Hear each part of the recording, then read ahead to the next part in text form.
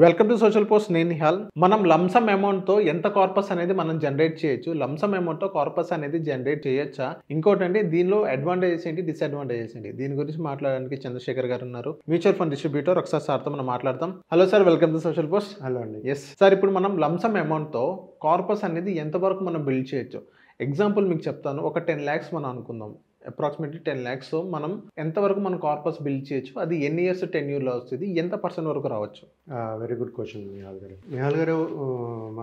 నేను as a mutual fund distributor ప్రతి ఒక్కరికి ఏం చెప్తానంటే, చిన్న అమౌంట్తో సిప్ స్టార్ట్ చేసి ఒక వెల్త్ క్రియేట్ చేసుకోండి లాంగ్ టర్మ్లో అంటుంటాం, రైట్? ఇవాళ నేను ఏంటంటే కొంచెం డిఫరెంట్గా డిఫరెంట్ థింకింగ్. ఎందుకంటే ఎస్ఐపి అనేది ప్రతి ఒక్కరు చేయలేరు, ఎందుకంటే రెగ్యులర్ సోర్స్ ఆఫ్ ఇన్కమ్ ఉండకపోవచ్చు, maybe any other reason.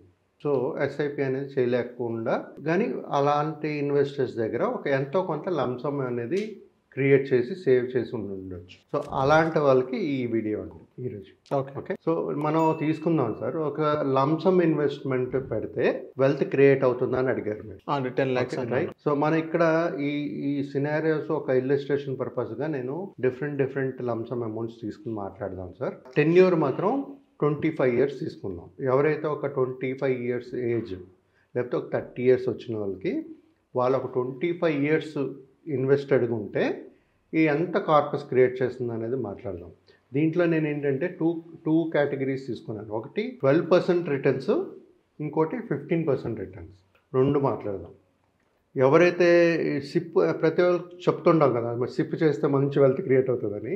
So ఈరోజు మనం మాట్లాడేది ఏంటంటే లంసమ్గా ఇన్వెస్ట్ చేసినా వెల్త్ క్రియేట్ అవుతుంది.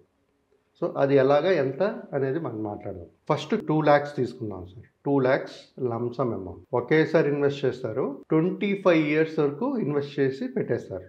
Investor stay 2 lakhs 25 years 25 years tenure. మనం ఇక్కడ తీసుకున్న రిటర్న్స్ సార్ రిటర్న్స్ మాట్లాడే ముందు నేను డిస్క్లైమరీ ఇస్తానండి. దీంట్లో ఏంటంటే mutual funds are subjected to market risk. Returns are not guaranteed. But historical data చూసుకుంటూ ఈ 12% రిటర్న్స్ అనేది 12-15% రిటర్న్స్ అనేది మనం తీసుకుంటూ ఒక ఇల్లస్ట్రేషన్ పర్పస్గా మాట్లాడుకుంటున్నాం.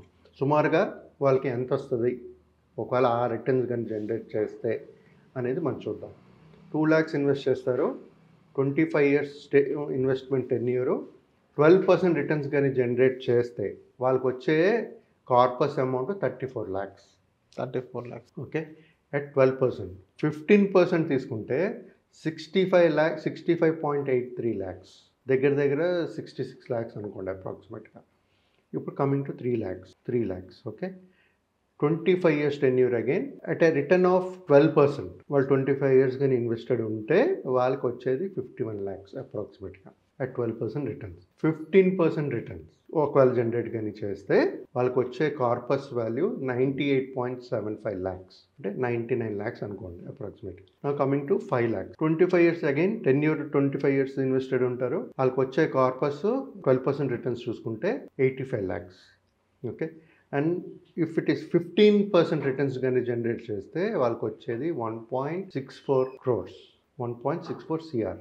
7 lakhs తీసుకుందాం sir. 7 lakhs 25 years tenure at 12% returns 1.19 CR corpus create చేయగలుగుతారు 12% రిటర్న్స్తో. 15% రిటర్న్స్ చూసుకుంటే ఒకవేళ 15% రిటర్న్స్ కానీ జనరేట్ చేస్తే వాళ్ళకు వచ్చేది 2.3 CR, 30 CR. Okay, 2.30 CR. ఇప్పుడు 10 lakhs తీసుకుందాం. మీరు ఫస్ట్ అడిగినట్టుగా 10 lakhs lump sum amount for 25 years at 12% returns is 1.70 lakhs, 1.70 CR. 15% returns తీసుకుంటే 3.29 CR. చూడండి సార్, ఇప్పుడు ఇక్కడ మనం మాట్లాడుకునేది ఈ డిఫరెంట్ లంసమ్ అమౌంట్స్ ఎందుకు తీసుకున్నానంటే, మ్యాక్సిమం చాలామంది ఒక బిజినెస్ పీపుల్ కానీ లేకపోతే ఒక మిడిల్ క్లాస్లో చిన్న బిజినెస్ చేసుకునే వాళ్ళు కానీ ఈ మంత్లీ ఇన్కమ్ అనేది, మంత్లీ ఇన్వెస్ట్మెంట్స్ అనేది చేయలేరు. సో వాళ్ళకి సూటబుల్గా ఒకవేళ 2 lakhs కానీ ఉన్నా, 3 lakhs ఉన్నా, 5 lakhs ఉన్నా, 7 lakhs ఉన్నా, 10 lakhs ఉన్నా, లేదు దీని మధ్యన 1 lakh ఉన్నా, ఒక 4 lakhs ఉన్నా, ఒక 6 lakhs ఉన్నా, 8 lakhs ఉన్నా, 9 lakhs ఉన్నా, ఏ అమౌంట్ ఎంతైనా సరే ఉన్నా సరే లంసమ్ అనేది చేసుకుంటూ ఒక వెల్త్ అనేది క్రియేట్ చేయొచ్చు, ప్రొవైడెడ్ వాళ్ళ దగ్గర ఎక్కువ సమయం ఉండాలి. ఓకే, సమయం ఎప్పుడైతే ఎక్కువ ఉంటుందో లంసమ్గా కూడా మనం వెల్త్ అనేది క్రియేట్ చేస్తాం. మనం ఇందాక మాట్లాడాం కదా సార్, సిప్ వేసుకుంటే ఒక వెల్త్ క్రియేట్ అవుతుందని. అదే విధంగా లంసమ్ వేసుకుంటే ఎందుకంటే లంసమ్ చేసేటప్పుడు గుర్తుపెట్టుకోండి, ఫస్ట్ డే నుంచి 25 years they are invested, they are in the market. కానీ అదే ఈ 2 lakhsని వాళ్ళు సిప్ రూపంగా మార్చారనుకోండి, 2 lakhs కానీ 3 lakhs కానీ 5 lakhs కానీ సిప్ రూపంగా స్టాగర్డ్ వేలో కానీ ఇన్వెస్ట్మెంట్ చేసుకుంటూ వెళ్తే ఇంత రిటర్న్స్ వాళ్ళు జనరేట్ చేయలేరు. సేమ్ టెన్యూర్ 25 years, కాకపోతే మన ఈ 10 లక్షల్ని స్టాగర్డ్ వేలో ప్రతి మంత్ చొప్పున ఎస్ఐపి రూపంలో కడుతున్నారే అనుకుందాం. సో ఇంత ఏదైతే మనం 10 lakhs మనం పెట్టి 25 years స్టేడ్ ఇన్వెస్టెడ్ ఉన్నప్పుడు 1.70 CR at 12% వచ్చింది, 3.29 CR at 15% వచ్చింది లంసమ్ అయితే. అదే సిప్ దాన్ని స్టాగర్డ్ వేలో ఇన్వెస్ట్ చేస్తూ పోతే అంత రిటర్న్స్ అనేది జనరేట్ చేయదు. ఫస్ట్ అర్థం చేసుకోవాల్సింది ఒక ఇన్వెస్టర్కి ఇది చాలా ఇంపార్టెంట్. మీ దగ్గర లంసమ్ అమౌంట్ ఉంటే అది లంసమ్ ఇన్వెస్ట్మెంట్ కిందే వెళ్ళాలి.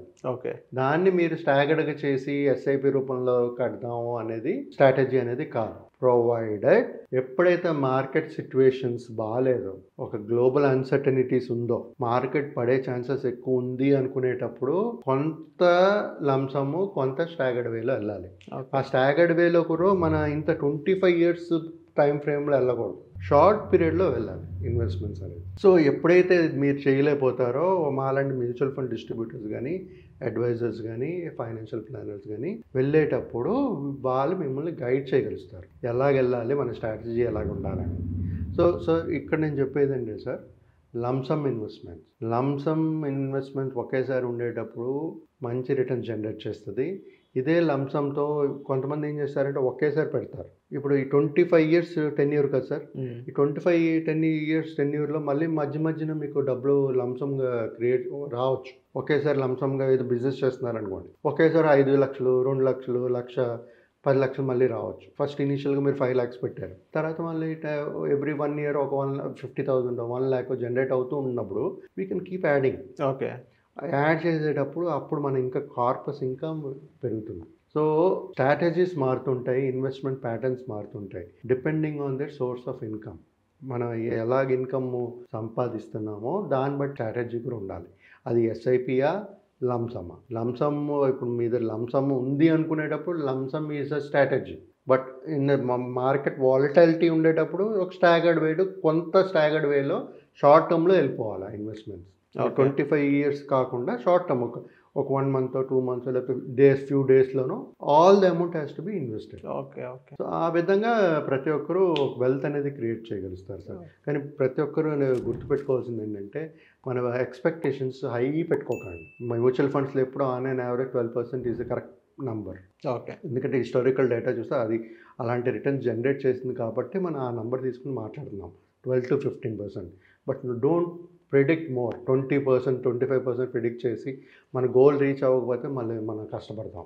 మనం ఎప్పుడైతే గోల్ సెట్ చేసుకున్నామో దాని రిటర్న్స్ ప్రాక్టికల్గా అచీవబుల్గా ఉండాలి, ఓకే, రియలిస్టిక్గా ఉండాలి. సో అలాంటి నెంబర్ మైండ్లో పెట్టుకుంటూ ప్లాన్ చేసుకోవాలి. Okay. So thank you sir, మా సోషల్ పోస్ట్ వచ్చింది. Thank you.